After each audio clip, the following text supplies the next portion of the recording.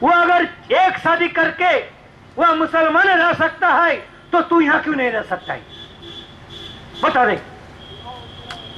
और दूसरी बात कि तेरा अल्लाह का कानून बहुत श्रेष्ठ है। हाँ, बिल्कुल सही है, सच बात है। मैं भी मानता हूं कि अल्लाह ताला का जो कानून है ना, शरीयत है, बहुत अच्छा है, बहुत श्रेष्ठ है। लेकिन एक बात बता कि तेरा उस शरीयत में चोरों के लिए क्या सजा है रे?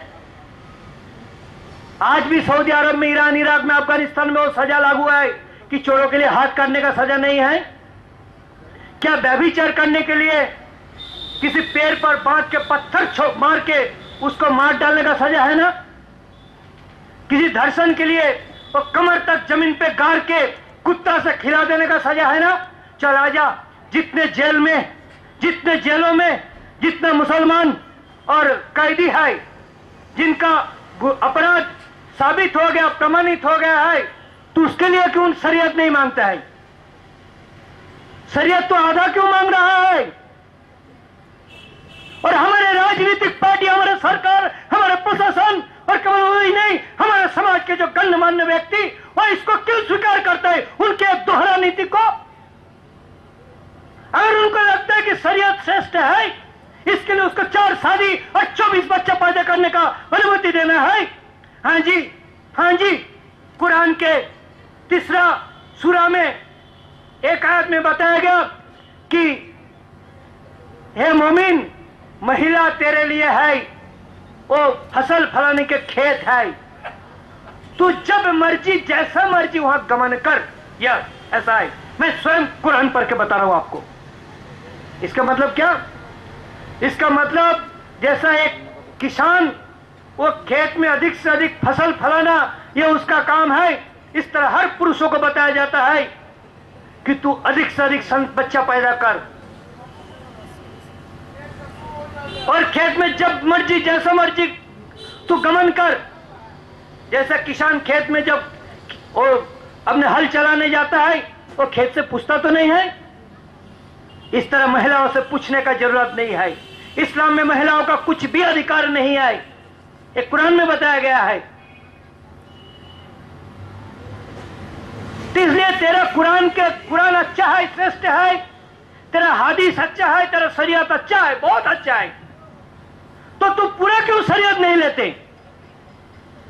तू केवल 24 बच्चा पैदा करने के लिए तू शरीयत का बहाना देते हैं, तो तेरा जन्म मुसलमान चोर, डकात, बदमाश, गुंडा जितना है उसका हाथ काटने के मांग तू क्यों नहीं करता? इसका मतलब तू इस देश का अंबेडकर का बनाया हुआ कानून से भी तू चल सकता है ना? तो इस तरह उसका ये सुविधावादी नीति, उसका दोहरा नीति, ये हमारे लिए आत्मघाती बन रहा है। हम क्या नहीं समझ रहे हैं? आज सलमान रुश्दी राजस्थान में आने वाले थे, उसका मना कर दिया। जिस राजस्थान में मुसलमान का आबादी 10% है, 10% है, देवबंद से एक मुल्ला धमकी दे दिया तो भारत सरकार और राजस्थान की सरकार ने सलमान रुश्दी को रोक दिया। यह है हमारे भारत राष्ट्र की ताकत। यह ताकत ये हिंदुओं को बचाएगा और रिफ्यूजी मनमोहन सिंह और रिफ्यूजी आडवाणी और हिंदुओं को बचाएगा। और खुद अपने घर नहीं बचा सका, वह क्यों नहीं लड़े? इसलिए आज बंगाल में हिंदू युवाओं को हमने आह्वान किया हूं कि भाई बंगाली एक बार रिफ्यूजी बने और पूरे दुनिया में बदनाम हुए। मैं 4 साल बजरंग दल का दिल्ली में दायित्व था, वह मुझे सुनने को मिला, सुनना पड़ा, दिल्ली दिल वालों का, मुंबई पैसा वालों का, कलकत्ता कंगालों का। हाँ जी, सुनना पड़ा मुझे, यह हकीकत है। क्यों कलकत्ता कंगाल? क्यों बंगाल आज कंगाल हो गया? क्योंकि हमें 3 करोड़ हिंदुओं को, एक्स्ट्रा हिंदुओं का बोझ हमको सहन ढोना पड़ा। और उसके साथ साथ आज जो मुसलमान घुसपैठिया आ रहा है, यह मुसलमान घुसपैठिया बंगाल, बिहार और असम को छा रहा है। और पूर्वी भारत में एक नया पाकिस्तान का धीरे धीरे जल्दी जल्दी ये वस्तु स्थिति हकीकत बन रहा है। इसलिए बंगाल में युवाओं से हमने आह्वान किया, आप दोबारा रिफ्यूजी नहीं बनना है। हम युवाओं से आह्वान किया, हमने बताया यार देखो, वो लादेन और सद्दाम को बहाना लेकर अमेरिका ने अफगानिस्तान पर कारपेट बम्बिंग कर दिया, इराक पर कारपेट बम्बिंग कर दिया। अफगानिस्तान से कितने लोग रिफ्यूजी हुए बता? अफगानिस्तान के बगल में तो पाकिस्तान है। अफगानिस्तान से कितने लोग रिफ्यूजी हुए? कितने मुसलमान रिफ्यूजी हुए? घर छोड़ के देश छोड़ के भागे। इराक से कितने लोग रिफ्यूजी हुए, जहां पूरा अमेरिका का फौज और मुसलमानों का रोज रगड़ रहा है। तो मुसलमान अपने घर में खड़ा होकर मरता है और हिंदू भागता है। इसका मतलब कि हिंदू का मां ने जो दूध पिलाई और दूध का जोर कम है, ताकत कम है, यही सिद्ध होता है ना। तेरा मां का दूध का अगर ताकत दिखा रहा है तो अब दोबारा धरती नहीं छोड़ना, जमीन नहीं छोड़ना। अपने धरती पर, अपने घर पर मरने का संकल्प कर और यहां लड़। और वो लड़ाई हमने केवल 4 साल शुरू किया।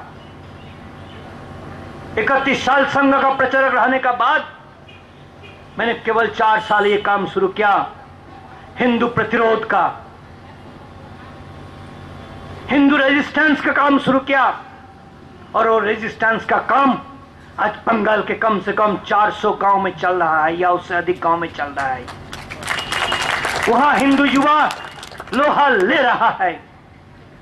हिंदू लड़ नहीं सकता, ये गलत बात है, बिल्कुल गलत बात है। बात क्या है कि हिंदू का कुछ जो सवर्ण है या उच्च वर्ण है या ज्यादा उच्च वित्त है और पढ़े लिखे है, ये सभी समझ में, वो लड़ने वाला कौम नहीं होता है, तबका नहीं होता है। लड़ने वाला तबका है जिसको हम वो छोटा जात नीचा जात करके हमने अवहेला किया है, इग्नोर किया है। वो लड़ने वाला वो हमारे अंश है। आज हमारी वो चातुर्वर्ण नहीं है, कौन क्षत्रिय है, कौन वैश्य है, कौन शूद्र है, उसका कुछ पता नहीं चलता। सब मिक्स हो गया है, आप अच्छी तरह जानते हैं।